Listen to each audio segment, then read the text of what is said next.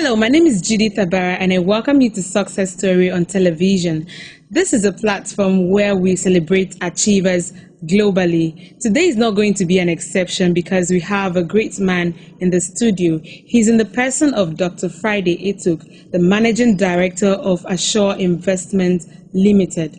Reverend Dr. Jonathan O. Abara will be having an interview with him, and I wanted to sit right back, watch and listen to them while they talk. Sure, you're going to get something very important out of it. Don't go anywhere. This is Success Story on Television, a compendium of celebrating achievers globally. I am Reverend Dr. Abara. Our guest today is a seasoned businessman with integrity and credible professionalism. He is the Managing Director and Chief Executive Officer of Assure Investment Limited.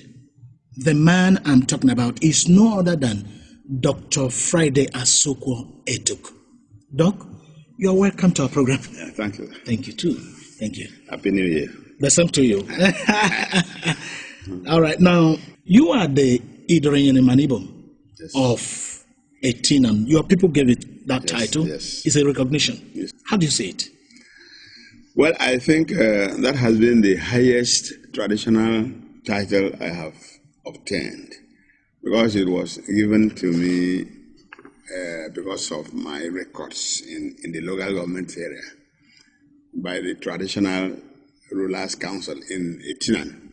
Idorenyene Manibo. It means hope of Imanibo. So I'm very happy for that title. Good. And no other person has ever achieved that title. It's only me. All right. Yes. Now, as a businessman, Yes. what is your ideal? I mean, your dream? Well, initially my dream was to leave the civil service and make more money in business so that I can use that money, the facility, to help my people.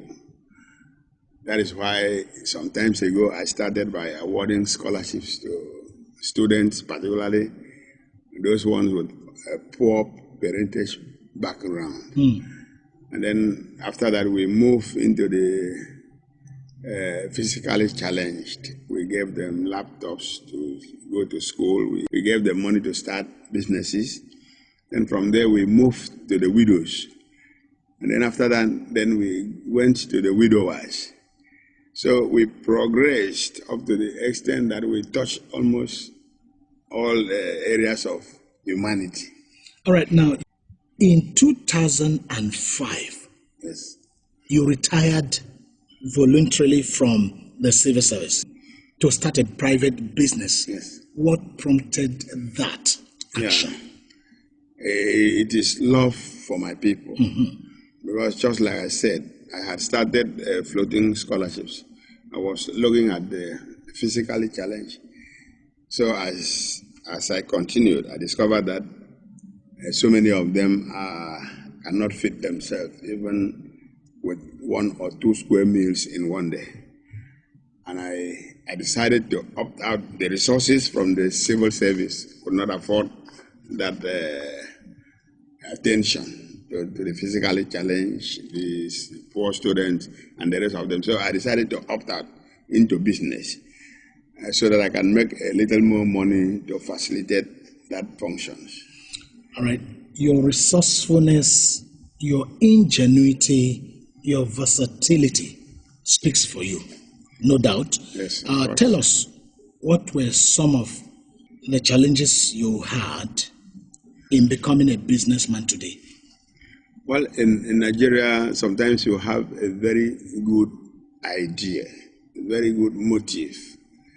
For instance, I went into electronics business because the Akwa Ibom State was flooded with electronics, fake ones, and they were brought in by people outside Akwa Ibom State.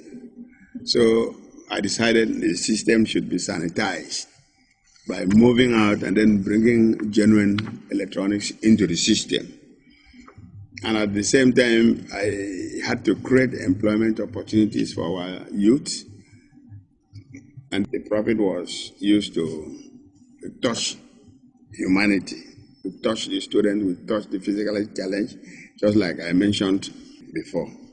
And then we had to find a way of reducing this capital flight syndrome, because most of our people were running to Aba, running to Owerri, running to Onitsha. Every day you see them carrying our money to Aba every morning. The traders are still doing it up till now. So I was thinking, why can't the money circulate within our state? That's what prompted me to start that business. Okay. Doctor, since you became a businessman, have you ever experienced an ugly situation that almost forced you to quit? Yes, business is never smooth all the time. There must be the hard time and there must be good time. Good. Naturally, there's no business that has not experienced challenges. We have faced challenges, but our happiness is that sometimes we are able to overcome those challenges. Mm-hmm. Now, do you have any message to those and for those who think they can never succeed in life, in business? Yes, yesterday I was talking to some youths when I discovered